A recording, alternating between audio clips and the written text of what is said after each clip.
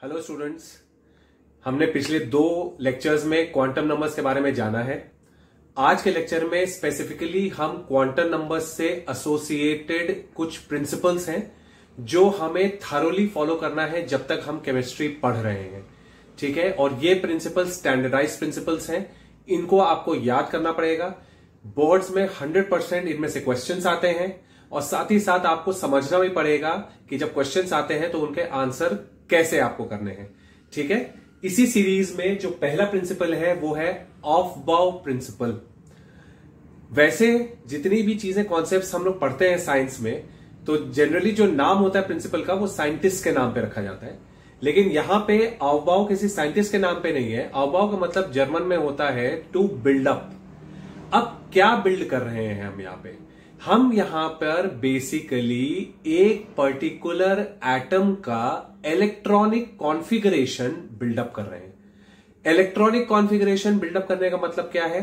Electronic configuration buildup करने का मतलब यह है कि कौन सा इलेक्ट्रॉन कौन से ऑर्बिटल में प्लेस्ड होगा, उस चीज को हमको समझना है।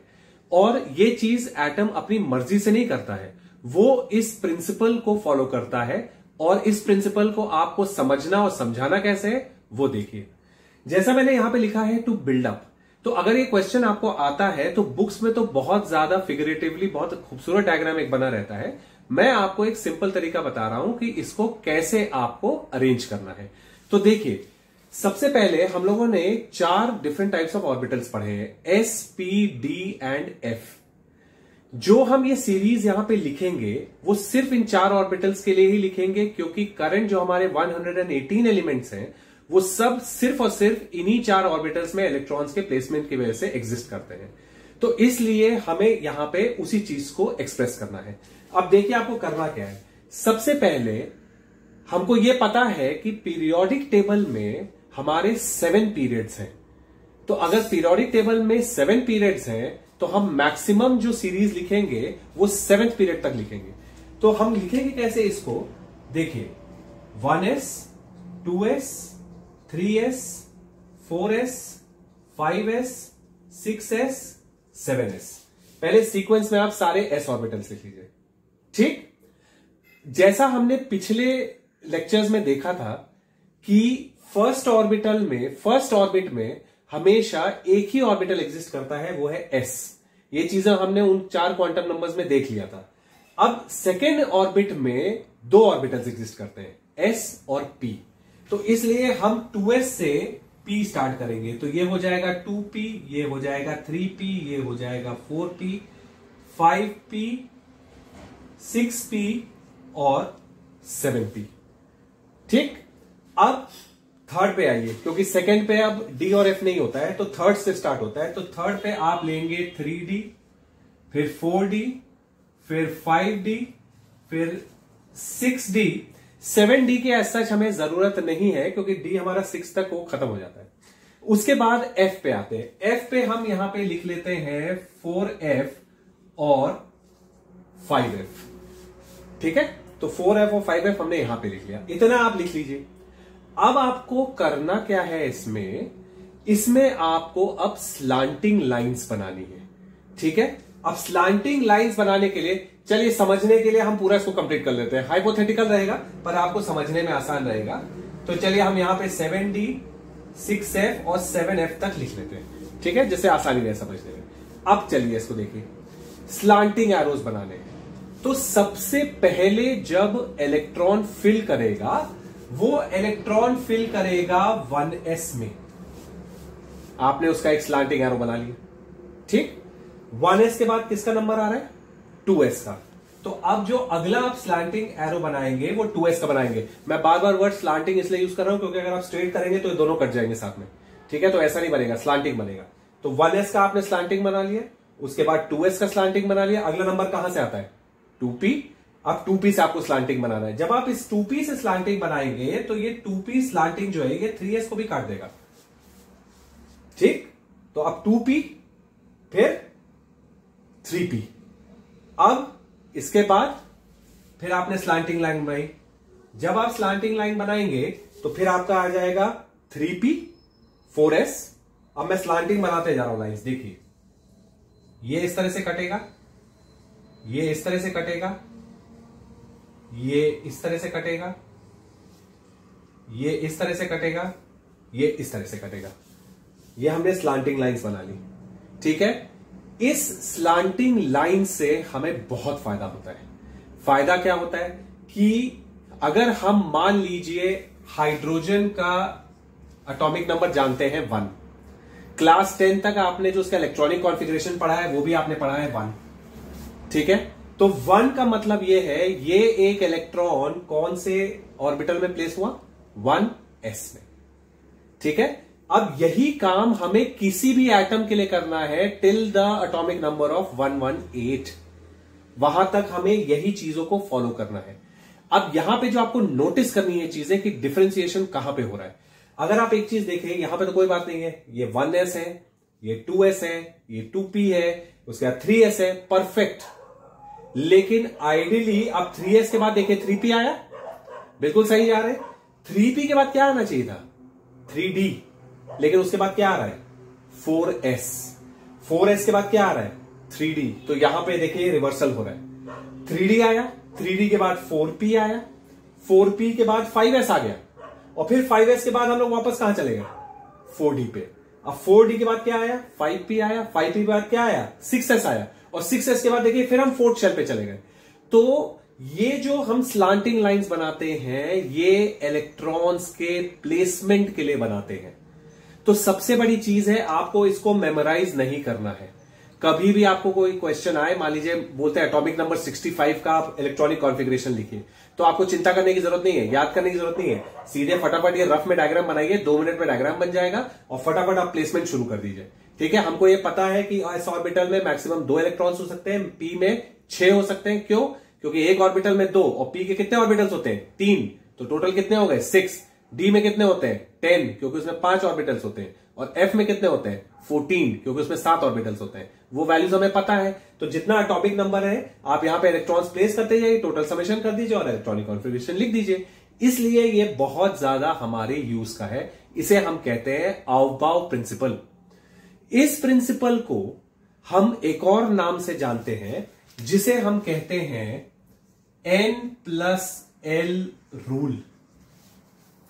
इसे हम N+L रूल भी कहते हैं, यानी इलेक्ट्रॉन जो है वो N+L रूल के हिसाब से भी ऑर्बिटल्स में बढ़ेगा। अब ये N+L से हमारा मतलब क्या है। फॉर एग्जाम्पल, यहां पे N stands for principal quantum number, L stands for azimuthal quantum number. N क्या बताता है, ऑर्बिट नंबर। L क्या बताता है, type of orbital and shape of orbital. तो शेप तो हम पहले डिसाइड कर चुके हैं, अब टाइप ऑफ ऑर्बिटल बताता है। तो अब कैसे बताता है, फॉर एग्जाम्पल मान लीजिए मैं कंपेयर कर रहा हूं 1s में और 2s में। अब भाई केमिस्ट्री हम लोग अब पढ़ रहे हैं, इससे पहले हमें केमिस्ट्री नहीं आती थी, और हम लोग इस ऑर्बिटल केमिस्ट्री को तो बिल्कुल नहीं जानते। अब मैं कैसे बताऊं कि 1s में पहले इलेक्ट्रॉन भरेगा या 2s में भरेगा। चलिए खैर, मैथ्स के लॉजिक के हिसाब से चूंकि 1 2 के पहले आ रहा है, तो ऑब्वियस सी बात है कि वहां पे 1 में पहले भरना चाहिए, 2 में बाद में भरना चाहिए। लेकिन चूंकि हम साइंस पढ़ रहे हैं तो हर चीज का एक जस्टिफिकेशन देना जरूरी है। तो अब देखिए, अब इसमें हम कैसे समझें कि किसमें पहले भरेगा। अगर हम 1s की बात करें तो 1s में n की वैल्यू कितनी हो गई, 1। l की वैल्यू कितनी हो गई, s ऑर्बिटल की l की वैल्यू होती है 0, तो इसका समेशन कितना हो गया, 1। सिमिलरली 2s में ये हो जाएगा 2 + 0 विच इज इक्वल टू 2। तो N+L रूल के हिसाब से, N+L rule basically energy level बता रहा है, तो N+L रूल के हिसाब से जिसकी वैल्यू N+L की कम होगी उसमें इलेक्ट्रॉन पहले भरेगा। जिसमें N+L की वैल्यू कम होगी उसमें इलेक्ट्रॉन पहले भरेगा, ठीक है। इस चीज को याद रखिएगा। अब ये तो ठीक है, नॉर्मल कंडीशंस में हम भरते चले जाएंगे, लेकिन अगर कोई 2 ऑर्बिटल्स के N+L की वैल्यू सेम है तब क्या करेंगे उसको देखते हैं। मान लीजिए मैं यहां पे ले रहा हूं 5s और दूसरा ले रहा हूं 3d। 5s में N+L की वैल्यू क्या है, 5 + 0, और 3D में n प्लस एल की वैल्यू क्या है? 3+2, क्योंकि n की वैल्यू 3 है और d ऑर्बिटल के लिए l की वैल्यू 2 है। अब यहां पे टोटल कितना आ रहा है? 5। यहां पे टोटल कितना आ रहा है? 5। अब क्या किया जाए? अब तो फंस गए। अब अगर किसी को ये क्वेश्चन दे दिया जाएगा तो बच्चा तो गया काम से। अब वो सोचेगा अब क्या करें, कौन से टीचर को फोन लगाए। आपको फोन लगाने की जरूरत नहीं है, आपको तरीका बता देता हूं, वो समझ लीजिए। आपको करना क्या है, n प्लस एल रूल एक बात और कहता है। वो ये कहता है कि अगर n प्लस एल की वैल्यूज कोई भी दो ऑर्बिटल्स के लिए सेम है, तो जिस ऑर्बिटल की n की वैल्यू छोटी है वहां इलेक्ट्रॉन पहले भरेगा। ठीक है, अब यहां पे 5 है, यहां पे 5 है, डायग्राम से चेक कर लीजिए। 3D कहां है? यहां पे है। 5s कहां है? यहां पे। इलेक्ट्रॉन कहां पहले भर रहा है? 3D में पहले भर रहा है, 5s में बाद में भर रहा है। तो जिस ऑर्बिटल का आपका n की वैल्यू छोटी है उस ऑर्बिटल में इलेक्ट्रॉन पहले जाएगा। आई होप आपको ये Aufbau principle, very important principle, समझ में आ गया होगा। Second principle, another very important principle is Hund's rule of maximum multiplicity. किताबी भाषा में हंट्स रूल ये कहता है कि whenever the electrons are filling a single type of subshell, they will do so individually at first, and then if need be pairing will take place। ये तो किताबी डेफिनेशन हो गई। अब समझे क्या? मुझे पता है कुछ नहीं समझे। अब देखिए होता क्या है। जब इलेक्ट्रॉन एक स्पेसिफिक टाइप ऑफ सबशेल भर रहा है, मैंने यही बात आपसे कही। यहां पे ये देखिए, ये सिंगल मैंने ऑर्बिटल बनाया है। ये सिंगल ऑर्बिटल है, मतलब कौन सा ऑर्बिटल हो सकता है? ये एस ऑर्बिटल। ठीक है, तो एस ऑर्बिटल में यहां पे भी मैंने 2 इलेक्ट्रॉन्स बना दिए, यहां पे भी मैंने 2 इलेक्ट्रॉन्स बना दिए। ये मैंने 3 ऑर्बिटल्स बनाए। कौन सा ऑर्बिटल है? P orbital. तो यहां पे आप एक चीज नोटिस कर रहे हैं, मैंने ये इलेक्ट्रॉन भरे तो है लेकिन इसके आगे क्रॉस लगाया है। यानी कि इलेक्ट्रॉन जब भरेंगे एक स्पेसिफिक टाइप ऑफ ऑर्बिटल, तब वो इंडिविजुअली पहले भरेंगे, and if the need arises तब वो पेयरिंग करेंगे। अब इस केस में देखिए, मैंने पेयरिंग पहले ही कर दी और ये वाला ऑर्बिटल खाली छोड़ दिया। ये कभी नहीं हो सकता। अगर आजकल के करंट रेफरेंस में हम बात करें तो कोरोना वायरस में सारी दुनिया क्या कह रही है करने के लिए? Social distancing. आप यहां पे देखिए, जब इलेक्ट्रॉन भर रहा है तो वो एक तरह से सोशल डिस्टेंसिंग कर रहा है। सब एक एक इलेक्ट्रॉन एक एक कमरे में बंद हो गए।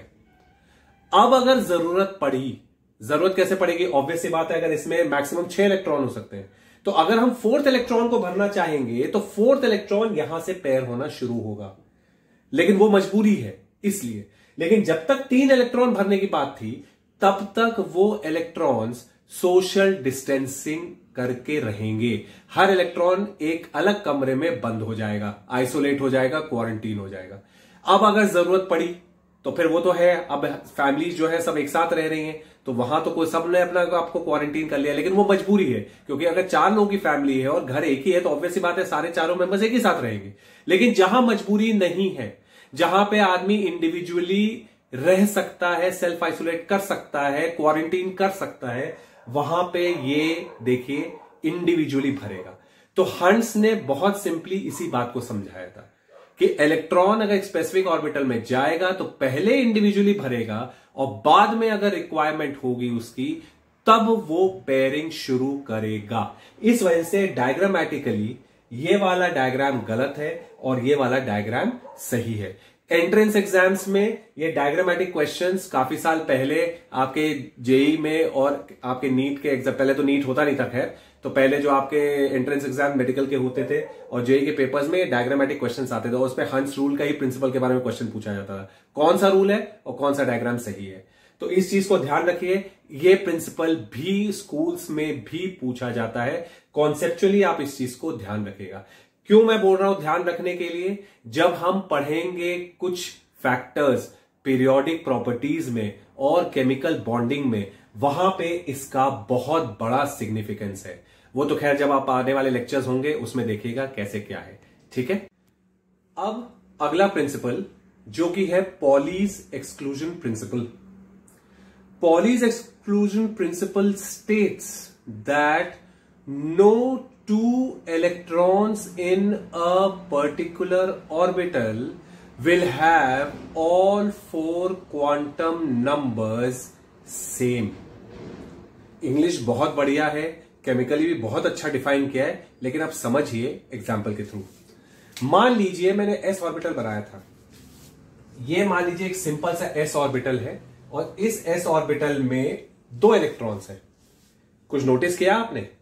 ये जो यहां पे मैंने एरोज बनाए हैं, ये एरोज एक्चुअली हाफ एरोज हैं, जो बेसिकली इस कंडीशन को रिफर कर रहे हैं, ठीक है। तो जब भी हम इलेक्ट्रॉन्स को दिखाते हैं, आप कभी भी कोई भी बुक देखेंगे आपको दिखेगा हाफ एरोज दिखाए जाते हैं इलेक्ट्रॉन्स को, बेसिकली वो ये चीज एक्सप्रेस कर रहे हैं। अब जो मैंने लिखा है वो कैसे मैं एक्सप्लेन करूंगा। एक ही एस ऑर्बिटल है, यानी इन दोनों इलेक्ट्रॉन्स के एन की वैल्यू सेम है क्योंकि एक ही ऑर्बिटल में। एल की वैल्यू भी सेम है क्योंकि दोनों एक ही एस ऑर्बिटल में है।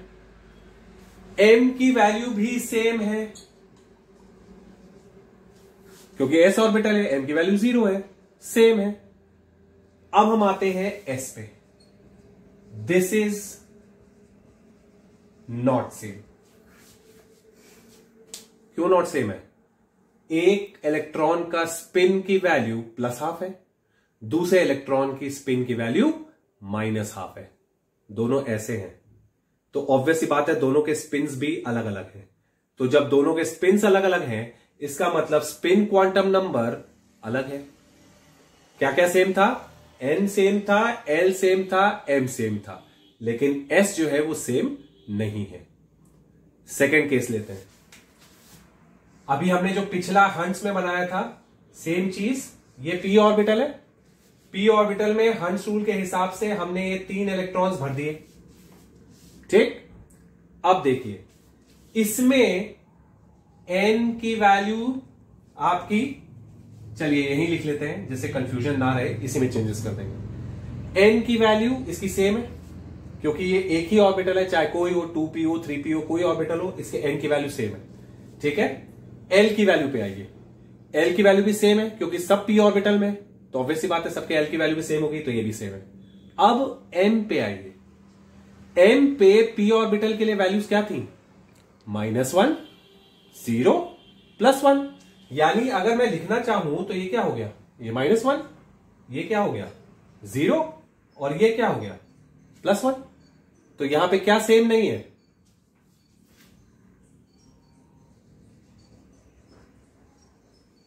यहां पे m सेम नहीं है। अब s पे आइए, s सबका सेम है, तो इस केस में s जो है वो सेम है। इसके भी देखिए चारों क्वांटम नंबर सेम नहीं है, इसके भी देखिए चारों क्वांटम सेम नहीं है। आप इसमें जितने भी वैरायटी ऑफ क्वेश्चंस लगाना चाहें उतनी वैरायटी ऑफ आप क्वेश्चंस लगाइएगा, आपको सब जगह यही चीज मिलेगी। कोई ना कोई एक क्वांटम नंबर हमेशा डिफरेंट होगा। तो यही चीज पॉली ने एक्सप्लेन करी थी कि अगर कोई इलेक्ट्रॉन्स हैं सेम ऑर्बिटल में तो उनके चारों क्वांटम नंबर्स की वैल्यू सेम नहीं होगी।